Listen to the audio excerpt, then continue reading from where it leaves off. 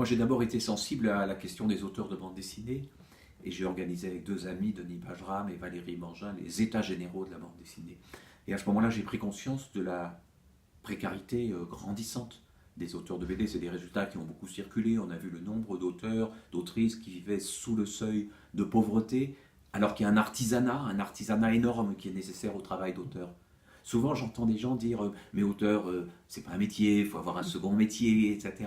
Mais on ne se rend pas compte que pour beaucoup d'auteurs, moi j'ai écrit des biographies, mais un travail de bande dessinée, c'est les mêmes choses. Ça demande une assiduité énorme. Il n'y a pas que de la passion, il n'y a pas que du talent, il y a aussi ce temps passé. Et donc, on se rend compte que beaucoup d'auteurs sont aujourd'hui des professionnels précaires.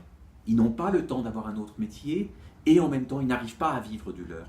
Et face à ça, toutes les atteintes qu'il y a eu récemment au statut social, que ce soit l'épisode récent de la CSG, les incertitudes sur la GESA, la maison des auteurs, la question de la retraite qui est de plus en plus préoccupante avec l'augmentation brusque des prélèvements pour les auteurs alors que les résultats sont très incertains. Tout cela fait que le métier d'auteur risque de devenir un métier impossible.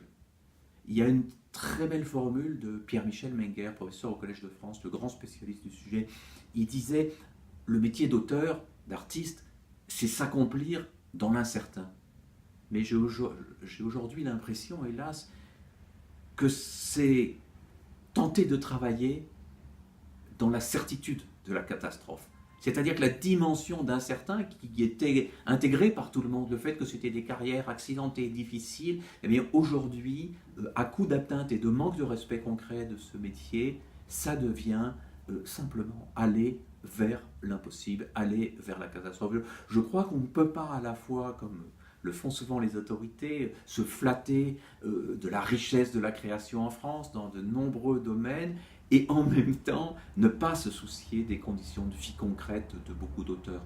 Je ne suis sûrement pas un des plus à plaindre, mais à travers le travail que j'ai fait et les rencontres avec de multiples auteurs, j'ai vraiment pris conscience d'une sorte de catastrophe lente, d'affaissement, de dégradation de ce qui était encore une profession possible il y a 20 ou 30 ans.